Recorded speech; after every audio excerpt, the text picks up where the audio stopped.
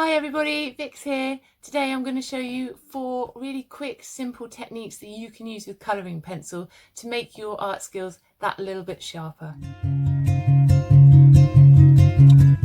This is for anyone who just wants to improve their colouring a little bit, understand how to use colouring pencils a little bit more.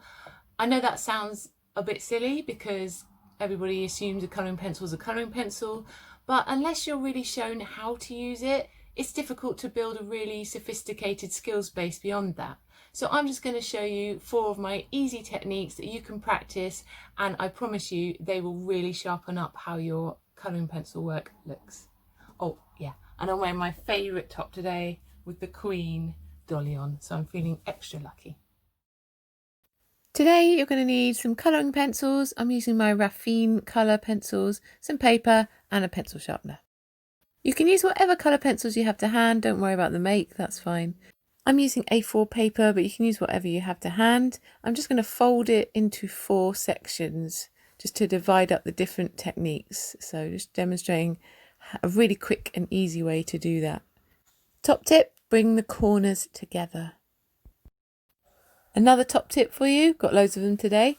Make sure your colouring pencils are sharp. You'll never get a lovely smooth finish unless you have a sharp pencil.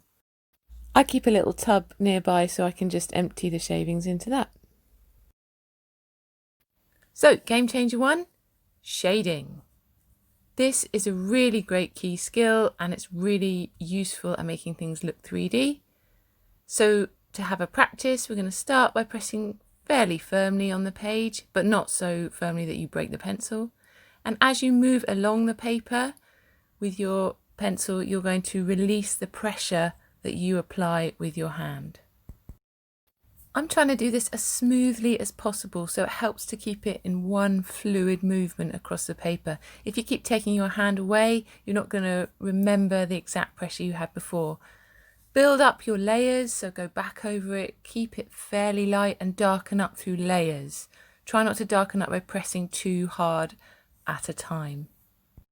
If you find you have any steps where the tone goes from dark to light too quickly, just try and smooth back over and play around with the type of pressure you apply.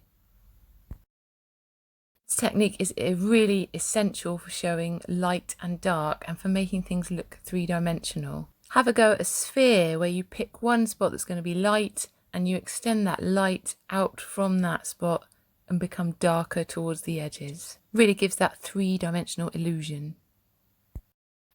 Right, game changer 2, you're ready? Blending. So we're going to use the same technique that we just did with our shading. We're going to start with one colour. If I were you, I would start with the lightest colour because you can use more than one colour this time. So unlike me, start with your lighter colour.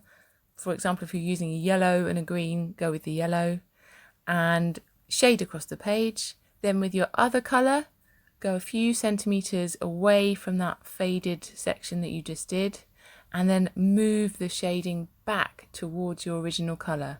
So start dark at the other end of the paper and move towards the other colour, getting lighter as you go. The 2 colours should meet in the middle and then overlap. And what you need to do then is just smooth over so you get a seamless blend, which might take a few layers. I'm going to go into detail about colouring pencils a little bit more in a later video. I don't think you need to worry about going out and buying a really expensive pack of art pencils right now because there are some really extortionate prices out there. It's more about how you're using the material, not how expensive it is. One of my favourite packs of colouring pencils is actually bought from WH Smith about 25 years ago and I really enjoy using them even now.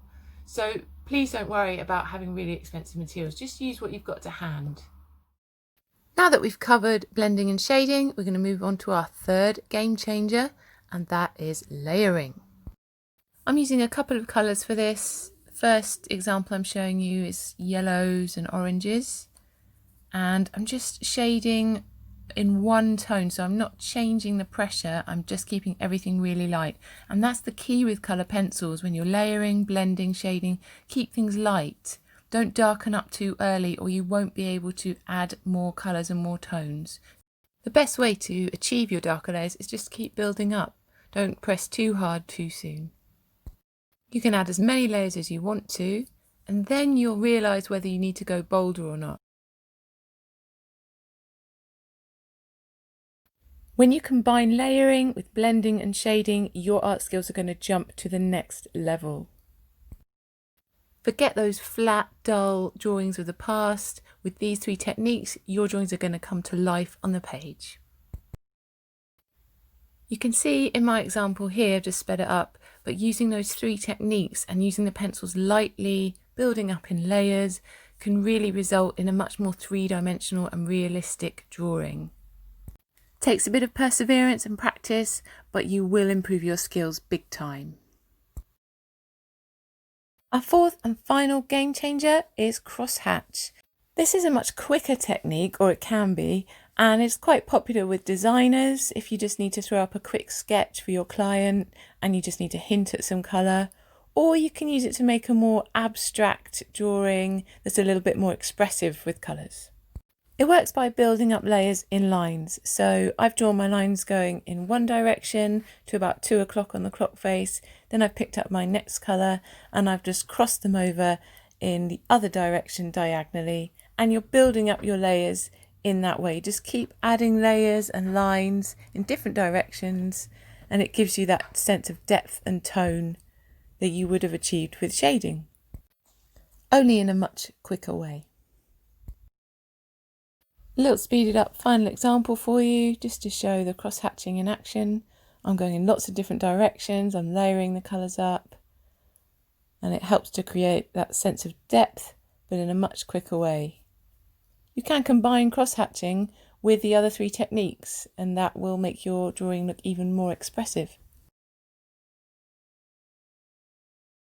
I hope you enjoyed my video today and you found it useful. It's just 4 quick techniques, really basic stuff, but it gives you the kind of building blocks that you need with your colour pencil skills to get really amazing with them. If you enjoyed the video, hit like. If you want to see more, subscribe below. Great to see you guys. Bye.